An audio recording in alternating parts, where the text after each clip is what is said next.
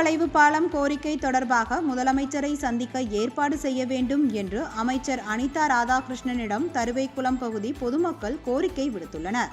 தூத்துக்குடி மாவட்டம் தருவைக்குளம் பகுதி மக்களுக்கு மீன்பிடித்தல் பிரதான தொழிலாகும்.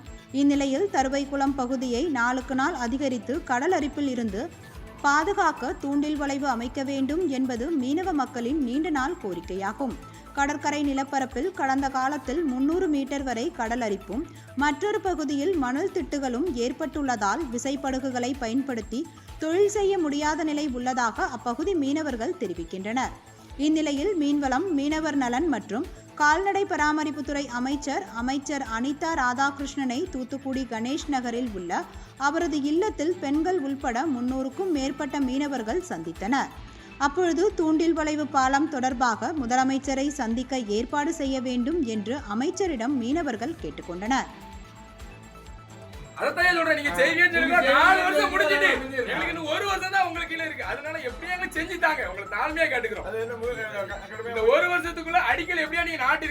தூத்துக்குடியிலே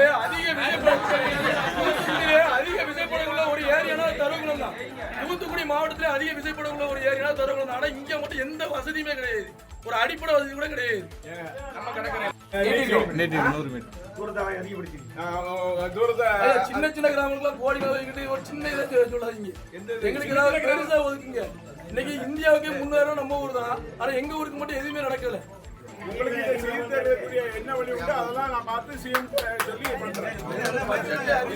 அமைச்சரை பார்த்து ஒரு தூண்டில் வலை வேணும் அப்படிங்கிறதுக்காக பேச வந்தோம். இருக்கிற எல்லா மக்களுமே யாரையும் கட்டாயப்படுத்தி வாங்க அப்படின்னு யாரும் சொல்ல, எல்லாருமே தன்னெழுச்சியாக அவங்கள என்ன வந்து ஒரு அடிப்படை தேவை. எங்கள் தருவுக்குள் கிராமம் வளரணும், மக்கள் வசிக்கணும்னா கண்டிப்பாக இது ஒரு அடிப்படை தேவை. இந்த ஒரு தூண்டில் வலை வந்து அது இல்லாமல் நிச்சயமாக அடுத்த தருவுக்கு கிராமத்தை வந்து யோசித்தே பார்க்க முடியாது. ஏன்னா மக்கள் முழுக்க அந்த ஒரு தொழிலை மையப்படுத்தி தான் வாழ்ந்துருக்கிறாங்க. ஸோ நாங்கள் வந்து ஒரு கோரிக்கை கொடுக்க வந்திருக்கோம். ஏற்கனவே பலமுறை வந்து மீனவச்சங்கள் ஊர் கடலைக்காரங்க மற்றும் ஒரு சில வந்து தனிப்படையிலும் பார்த்தோம். இது வந்து முழுக்க ஊர் கடலைக்காரர்கள், மீனவச்சங்கள், பெண்கள், பணிக்குழு, பெண்கள் அமைப்பு எல்லாருமே சேர்ந்து பார்க்க வந்துடும். அப்போ வந்து கண்டிப்பாக இந்த ஒரு வருகின்ற நோக்கம், ஒரு வீரியம் அரசுக்கு தெரியும் நினைக்கிறேன் கண்டிப்பாக. ஏன்னா வந்து அவ்வளோ எழுச்சியாக இருக்கிறாங்க. இப்போமே வந்து எதுவும் போராட்டம் பண்ணலாம் அப்படின்னு ஒரு சின்ன சிந்தனையே ஓடிட்டு இருக்கு.